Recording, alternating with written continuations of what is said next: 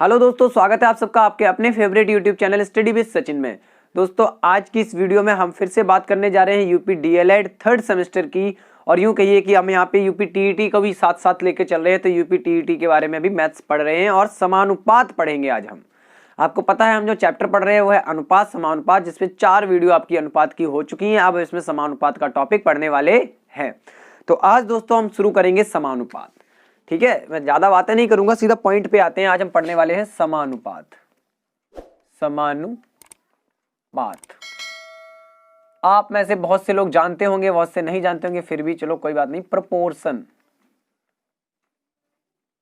Proportion, समानुपात, ठीक है। इसी को हम अनुक्रमानुपात भी को कहते हैं। अब देखिए दोस्तों, समानुपात में सबसे पहली चीज कि जैसे अनुपात में ये चिन्ह होता था आपका अनुपात का, इसको हम कौन सा चिन्ह बोलते थे? अनुपात, अनुपातिक चिन्ह या अनुपात का चिन्ह।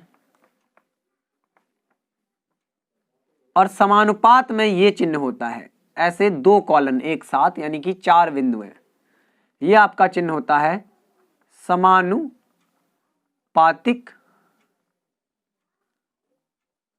चिन्ह। बिल्कुल टेंशन लेने की बात नहीं है, एक एक चीज बेसिक से बताऊंगा। और समानुपात पे भी हम कई सारी क्लासेस करेंगे, कई सारे वीडियोस कवर करेंगे इस पर। देखिए दोस्तों, समानुपात में आपके 4 नंबर होते हैं। कितने नंबर? 4 संख्याएं समानुपात में होती हैं। कहने का मतलब यह है कि जब 2 अनुपात बराबर हों तो उनको हम समानुपात में कहते हैं। जब 2 अनुपात आपको बराबर दिए जाएं, जैसे आपसे कह दिया जाए, यहां पे मैं डेफिनेशन लिखे दे रहा हूं कि जब 2 अनुपात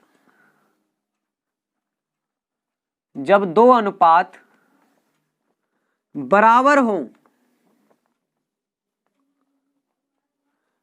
तब या तो उनको समानुपात में कहते हैं। समानुपात में कहते हैं। अब आप कहेंगे कि समानुपात में कहते हैं या समानुपात कहते हैं, इसमें कंफ्यूजन है बड़ी। देखिए, समानुपात में कहते हैं, समानुपात नहीं कहते हैं, समानुपात में कहते हैं। जब 2 अनुपात बराबर हो, जैसे आपने मान लिया कि A अनुपात B बराबर है C अनुपात D के, तब हम कहेंगे कि ये समानुपातिक पद है। कैसे पद हैं? समानुपातिक पद हैं। यानी इनको हम बोलेंगे A अनुपात B समानुपाती है, यानी ये समानुपात का चिन्ह आ जाएगा, समानुपाती है C अनुपात D के। जब 2 अनुपात बराबर हो तो उनको आपस में समानुपाती बोला जाता है। क्या बोला जाता है? समानुपाती। चलिए अब देखिए दोस्तों, समानुपात होने की एक डेफिनेट कंडीशन है, एक निश्चित कंडीशन है, एक सर्टेन सिचुएशन है आपकी, सर्टेन कंडीशन है आपकी कि कोई 4 पद समानुपात में कब होते हैं। ये चीज समझना है ध्यान से आपको कि कोई 4 पद समानुपात में कब होते हैं। देखिए, अगर हम बात करें तो इसको हम बोलते हैं प्रथमानुपाती, प्रथमानुपाती। नोट कर लेना, कॉपी पेन लेके बैठ जाओ, नोट करते जाओ। इसको बोलते हैं द्वितीय अनुपाती, द्वितीय अनुपाती। याद रखना, इस वाले पद को बोलते हैं तृतीय अनुपाती। जैसे मैंने लिखा है वैसे याद रखना, तृतीय अनुपाती। और बचा लास्ट, दैट इज कॉल्ड चतुर्थानुपाती या चतुर्थ अनुपात।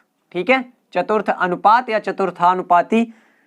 ऐसे ही प्रथम अनुपात, द्वितीय अनुपात, तृतीय अनुपात और चतुर्थ अनुपात। ठीक है, क्लियर हुआ? यहां से समानुपात का बेसिक समझो पहले, बेसिक क्या है, फिर हम क्वेश्चंस करेंगे। जब 2 अनुपात बराबर हो तो उनको हम कह देते हैं कि ये समानुपात में है। तो बराबर की जगह समानुपात का चिन्ह आता है और पढ़ा जाता है कि A अनुपात B समानुपाती है C अनुपात D के। ठीक है, पहले वाले पद को प्रथमानुपाती, द्वितीय वाले पद को यानी दूसरे पद को द्वितीय अनुपाती, और तीसरे पद को तृतीय अनुपाती, और चौथे पद को चतुर्थ अनुपाती कहा जाता है। क्लियर? पहले पद को प्रथम अनुपाती, द्वितीय पद को द्वितीय अनुपाती, या दूसरे पद को द्वितीय अनुपाती, तीसरे पद को तृतीय अनुपाती, और चतुर्थ पद को या चौथे पद को चतुर्थानुपाती। इसमें कोई डाउट नहीं होना चाहिए, कोई समझने की ज्यादा बड़ी बात नहीं है, आप लाइन से समझ सकते हैं। पहला पद, दूसरा पद, तीसरा पद, चौथा पद, प्रथम अनुपाती, द्वितीय अनुपाती, तृतीय अनुपाती और चतुर्थ अनुपाती। क्लियर हो गया? चलिए अब यहाँ पे आपको थोड़ी सही सही कंसेप्ट मिलेंगे समझने के लिए।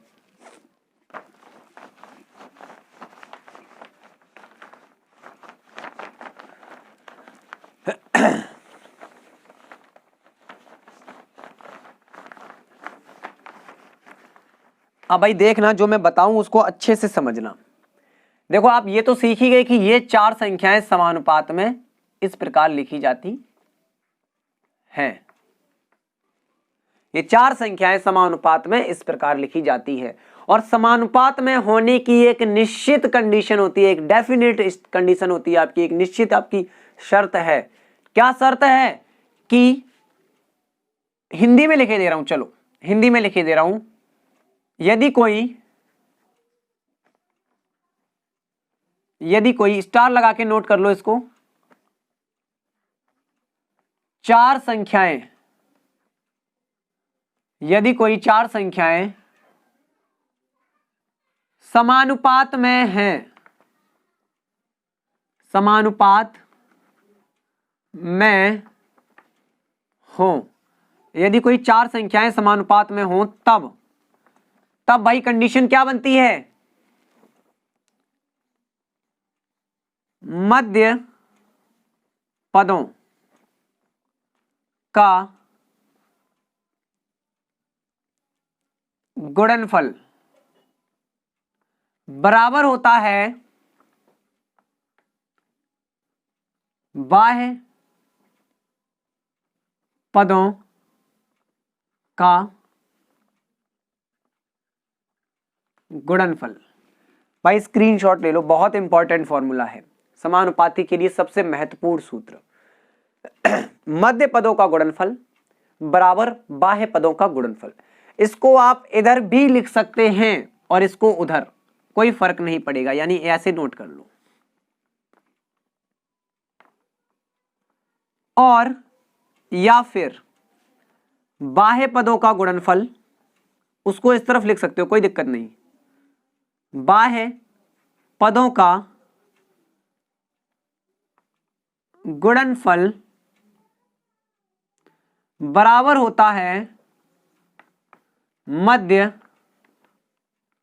पदों के गुणनफल के। कोई दिक्कत समझने में? वैसे तो नहीं आनी चाहिए कोई भी दिक्कत। चलिए, मध्य पदों का गुणनफल बाह्य पदों के गुणनफल के, या फिर बाह्य पदों का गुणनफल मध्य पदों के गुणनफल के बराबर होता है। अब कुछ बच्चे कंफ्यूज हैं कि मध्य पद कौन से हैं, बाह्य पद कौन से हैं, तो ये लिखे हमारे 4 नंबर समानुपात में। आप डायरेक्टली समझ लो कि ये दोनों पद मध्य के, मध्य मतलब होता है एक बीच का, तो ये दोनों हो गए मध्य पद। और भाई साहब आपके ये दोनों हो गए बाह्य पद। समझ गए ना, ये मध्य पद और वो बाह्य पद। तो यहां से आप क्या फॉर्मूला बना सकते हो कि B गुणा C, मध्य पदों का गुणनफल बराबर होता है बाह्य पदों के गुणनफल के, A गुणा D। या फिर बाह्य पदों का गुणनफल, एक ही बात है भाई, बराबर में इधर उधर पलट के लिख दो, बस कोई दिक्कत नहीं है। A गुणा D is equal to V गुणा C। ये आपका एकमात्र बहुत ज्यादा इंपॉर्टेंट फॉर्मूला है जिसपे बेस्ड है पूरा समानुपात। इसको समझ गए ना आप, तो समझो पूरा समानुपात समझ गए। तो चलिए, ये फॉर्मूला है, इसका स्क्रीनशॉट ले लो, अच्छे से नोट कर लो इसको, ठीक है। अब मिटा दिया जाए इसको, चलो मिटा देते हैं।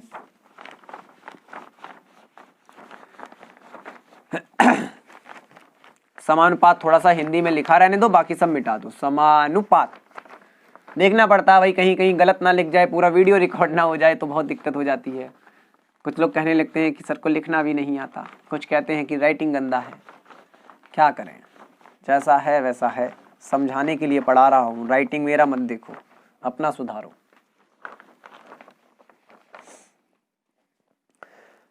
अब देखिए दोस्तों, समानुपात का हमने बेसिक फॉर्मूला पढ़ लिया, तो इससे रिलेटेड एक आपको चीज बताता हूं कि आपसे क्वेश्चन ऐसे पूछा जा सकता है। पहले तो इस समानुपात को सही लिखा रहने दो। इससे रिलेटेड क्वेश्चन ऐसे पूछा जा सकता है कि मान लो क्वेश्चन आ गया, बताइए कि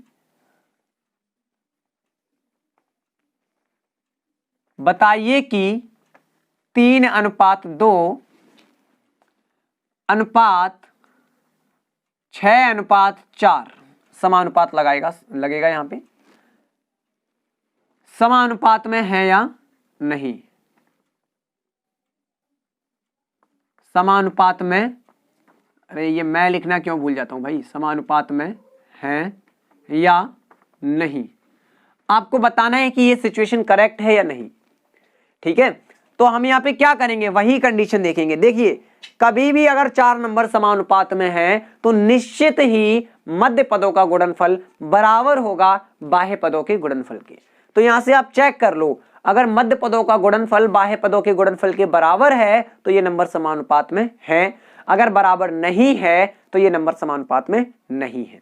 चलो देखो, ज्यादा डिटेल में नहीं करेंगे हम, यहाँ पे ऐसे करने वाले हैं। मध्य पदों का गुणनफल 6 दूनी 12 इज इक्वल टू, देखेंगे बराबर है या नहीं, बाह्य पदों के गुणनफल के 4 तिया 12, भाई ये तो बराबर निकल आया, यानी ये नंबर समानुपात में है। और ये क्वेश्चन दोस्तों ऐसे भी पूछा जाता है, ऐसे ना लिख के वो ऐसे लिख सकते हैं कि 3, 2, 6 और 4, बताइए कि 3, 2, 6 और 4 समानुपात में है या नहीं, तो तब भी आप यही करेंगे। ठीक है, क्लियर, समझ गए, बहुत अच्छी बात है।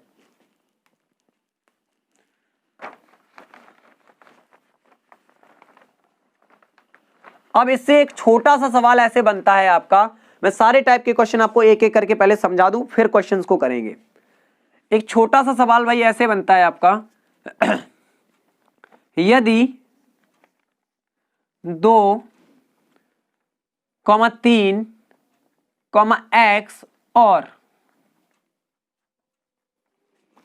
2, 3, x और 6 समानुपात में है, समानुपात में है, तो x का मान बताइए। तो क्या बताना है, x का मान, x बराबर कितना आएगा। तो भाई आप पूरा सीख चुके हैं, पूरा सीख चुके हैं। हमसे कह दिया गया कि ये जो नंबर है, ये जो नंबर दिए गए ये समानुपात में है। किसमें है, समानुपात में। मतलब इनको इजीली हम ऐसे लिख सकते हैं 2:3 और फिर आएगा आपका 3, यहां पे हो गया x:6। भाई चारों क्रम से लिखें, आप चारों ऐसे ही लिख दो क्रम से जैसे लिखे जाते हैं। उसके बाद आपको क्या करना है, अगर ये समानुपात में है और जो कि हमें दे दिया है कि ये किसमें है, समानुपात में, अगर की कोई बात ही नहीं है, यदि ये नंबर समानुपात में है तो x का मान बताइए। तो मतलब ये नंबर आपको बता दिए गए कि ये समानुपात में है, मतलब इनका मध्य पदों का गुणनफल 3 गुणा x बराबर होना चाहिए बाह्य पदों के गुणनफल के 2 गुणा 6। x का वैल्यू निकला आपका 6 दूनी 12 और 3 यहां गुणा में था, नीचे आ गया, 3 चौके 12, x बराबर निकला 4, x बराबर कितना निकला, 4 निकला। तो भाई ये आपका देखो आंसर रहा। तो ऐसे क्वेश्चन बनते हैं, कोई ज्यादा कठिन क्वेश्चन नहीं बनते हैं, ये बेसिक क्वेश्चंस करा रहा हूं आपको। ठीक है, समानुपात से हमारे कुछ इस टाइप के क्वेश्चन बनते हैं, बहुत वैसे बनते हैं, कठिन भी क्वेश्चन बनते हैं, ऐसे नहीं कह रहा हूं कि मैं बिल्कुल कठिन नहीं बनते, अभी कठिन करेंगे हम, सारे टाइप के क्वेश्चन करेंगे, ये तो छोटे छोटे क्वेश्चन हैं।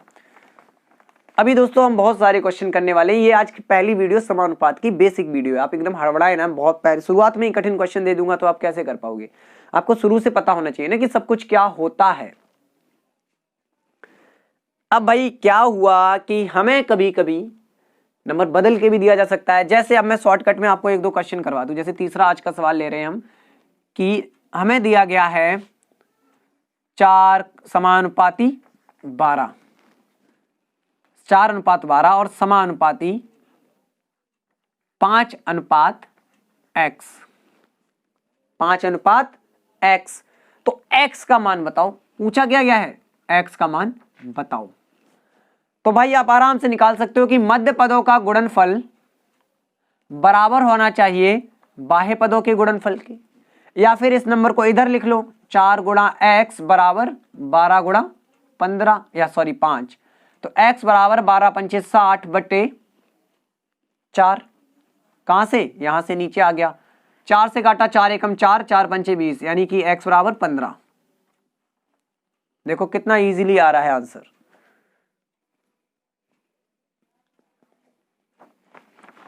ऐसे क्वेश्चन अब आप कर पाओगे आराम से? हाँ जी कर पाओगे, अब तो आप कर सकते हो, कोई दिक्कत की बात ही नहीं है। ठीक है, एक क्वेश्चन ऐसे पकड़ते हैं कि दिया है x अनुपात 18 समानुपात 6 अनुपात 12, तब x का मान बताओ। हर तरीके से कर लेते हैं, तो फॉर्मूला हर बार वही काम करेगा। मैंने आपको बोला यहां एक ही फॉर्मूला है और सबसे महत्वपूर्ण फॉर्मूला है। इस बार आप देखो, आप x को पकड़ लिया करो, x कौन से पद में है, बाह्य पद में है, तो पहले बाह्य पद का गुणा लिख लूं। आपको पता है कि बाह्य पद का गुणा मध्य पद के गुणा के बराबर होना चाहिए, तो आप पहले बाह्य पद का गुणा लिख लो, क्योंकि इधर x आ जाएगा, इससे फायदा हो जाएगी, आपको इधर उधर से सोचना नहीं पड़ेगा। तो हमने लिख लिया बाह्य पदों का गुणनफल बराबर मध्य पदों का गुणनफल। ये मध्य पद हो गए, वो बाह्य पद हो गए। तो x बराबर हमें मिला 18 गुणा 6 बटे 12, 6 दूनी 18, 2 से काटा 2 निम, सॉरी 6 दूनी 12 और 2 से काटा 2 निम 18। x बराबर हमें मिला 9। देखिए कितनी आसानी से इस प्रकार के क्वेश्चंस के आंसर निकल रहे हैं। ठीक है, ये चौथा क्वेश्चन था, हालांकि नंबर मैंने चेंज नहीं किया। तो उम्मीद है आप जो बेसिक कंसेप्ट है समानुपात का वो सीख गए होंगे।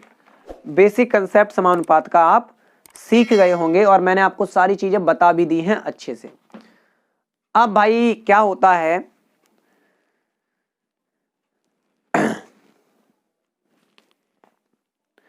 आपको मैंने एक दो चीजें अभी बताई थी कि प्रथमा अनुपात क्या होता है, द्वितीय अनुपात क्या होता है, तृतीय अनुपात क्या होता है। ठीक है, अब जैसे क्वेश्चन आ जाए, क्वेश्चन 5वां आज का लिखा हो, जैसे हमारा एक क्वेश्चन दिया गया है, यहां पर जो मेरे पास क्वेश्चंस हैं उनमें क्वेश्चन ये दिया गया है कि समानुपात में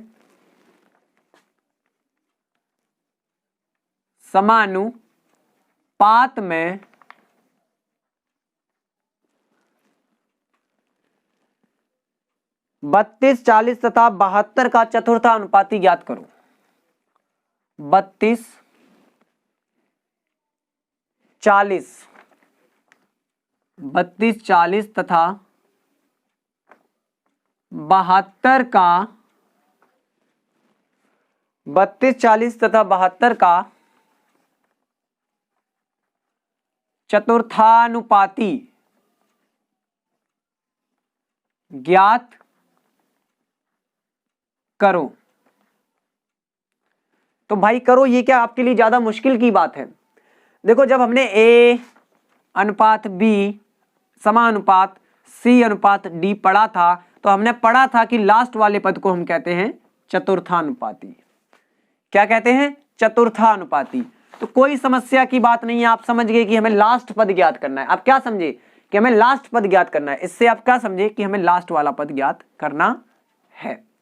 तो आपने वो लास्ट वाला पद x मान लिया, और x मान लिया तो कैसे लिख देंगे, लाइन से लिख दो, 32 अनुपात 40 समानुपात 72 अनुपात जो हमने चतुर्था अनुपाती माना वो क्या मान लिया, x।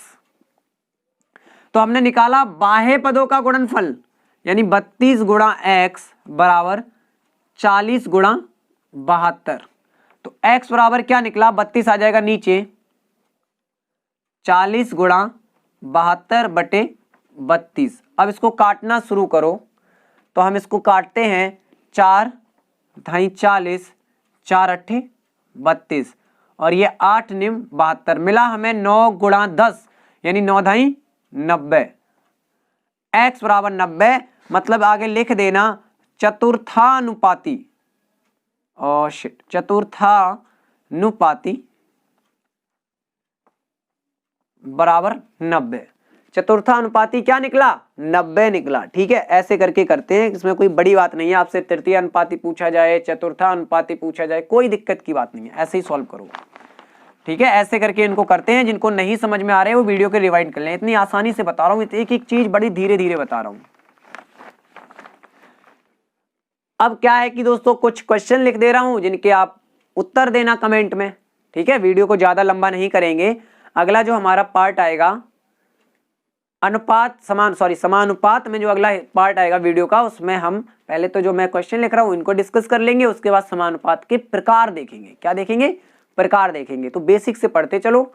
और जैसा कि आपको मैंने बोला है, ये सारी चीजें आपके टेट लेवल की हैं और आपकी बीटीसी को भी कंप्लीट करती हैं। तो आप पूरी वीडियो देखा करें और प्लीज दोस्तों वीडियो को शेयर कर दिया करें। तो चलिए अब मैं क्वेश्चन लिखता हूं कुछ। तो चलिए देखिए दोस्तों, होमवर्क के लिए मैंने आपके कुछ क्वेश्चंस लिख दिए हैं। आप इनका कायदे से स्क्रीनशॉट ले लें, थोड़ा चमक रहा हो जहां जहां पे देख लें, मैं एक दो बार सही करके दिखा देता हूं। आप इसका स्क्रीनशॉट ले लीजिए, ले लिया होगा अब तक आपने। चलिए दोस्तों, इन क्वेश्चंस को आपको हल करना है और इनके आंसर्स कमेंट में देने हैं। और प्लीज रिक्वेस्ट करता हूं आपसे कि वीडियो को जितना हो सके उतना शेयर कीजिए। ऐसे काम नहीं चलता है। आप पढ़ रहे हैं, अच्छा है, मतलब आप अच्छी बात है, मेहनत कर रहे हैं, लेकिन प्लीज शेयर भी करते रहिए ताकि हमारी मेहनत भी तो रंग लाए। ठीक है, तो please I request you to share this video with your और कलीग्स एंड फ्रेंड्स और बैचमेट्स। ठीक है, मिलेंगे अगली वीडियो के साथ। तब तक के लिए नमस्कार, बाय बाय, जय हिंद।